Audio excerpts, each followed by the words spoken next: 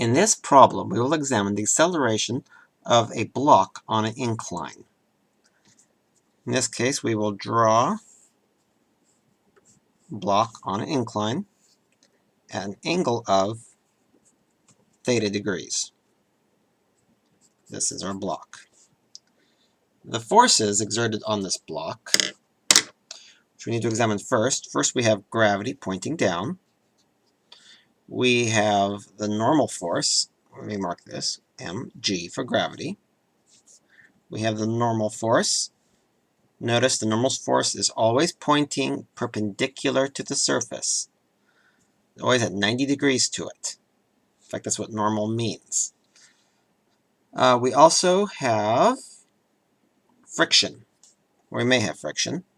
Since this block will be sliding down the incline, friction will be pointing back up the incline. We'll mark this as mu n, or simply friction,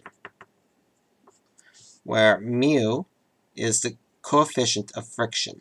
We can use either the static coefficient if it is sitting still, or the kinetic coefficient if it is already moving. In order to work out this problem, we need to use Newton's second law. The summation of forces in the y direction and the summation of forces in the x direction. Now, to do this, there's an easy way and a hard way. The hard way would be to find the x and y portions of the normal force and the x and y portions of the friction force. That makes more work than we need to do. The easy way is to take our gravity vector instead and to treat this as level. This now becomes x. This now becomes y.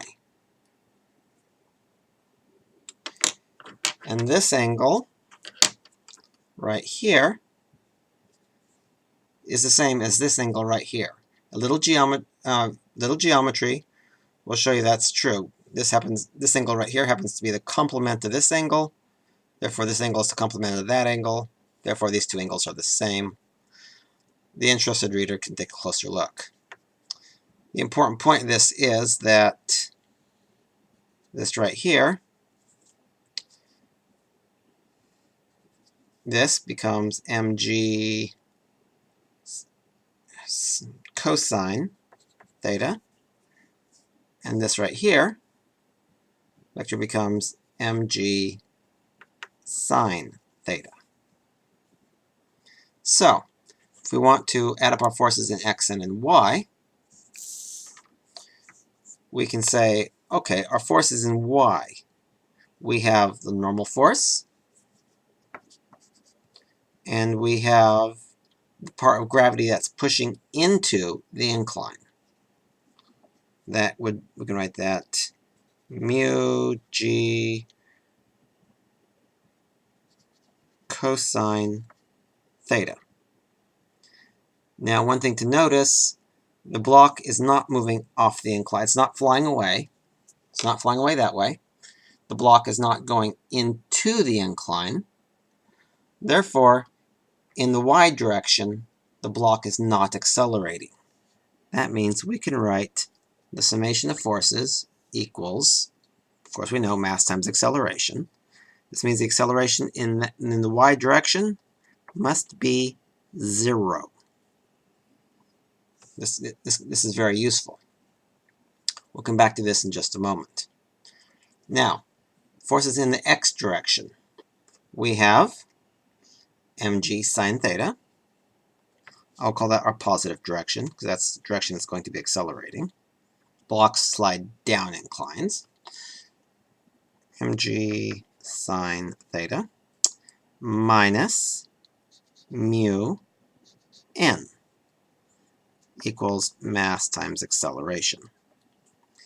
If there is no friction, our coefficient of friction is simply 0, and we can just forget this whole term. Just forget it exists, because that's a 0. Anything times 0 is 0. So we can ignore it. Now, in order to solve this, we need to take this top equation and solve it for n. So we write n minus mg cosine theta equals 0. If we add mg cosine theta to both sides,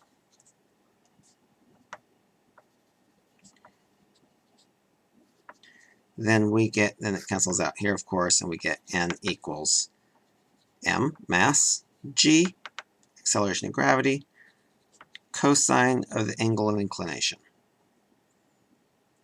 Now, if we come back up here, take our equation for Newton's second law in the x direction, we can write mg sine theta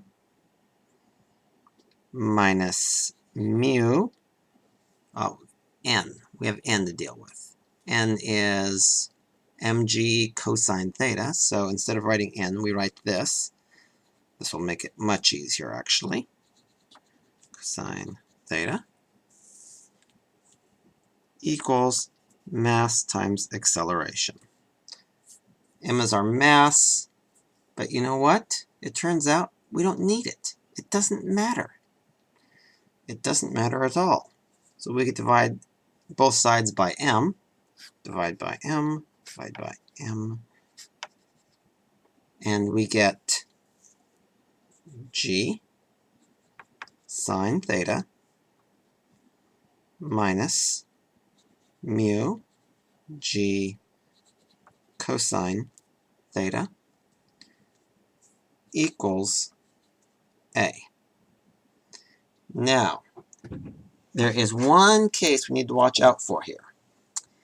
If a becomes a negative number here. Now, since we said that going down the incline was positive, going up the incline would be negative. That's just the way we happen to define it. What the upshot of that is, blocks don't travel up inclines unless there's some kind of extra force. Friction is not going to be stronger than the force of gravity.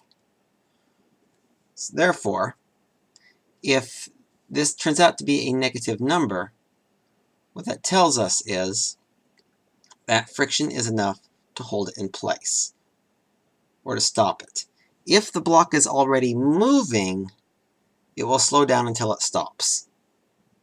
So if it's already moving if it's already moving down the incline, it will continue until it slows down and stops. In which case, the block will not move. But in general, this is our solution.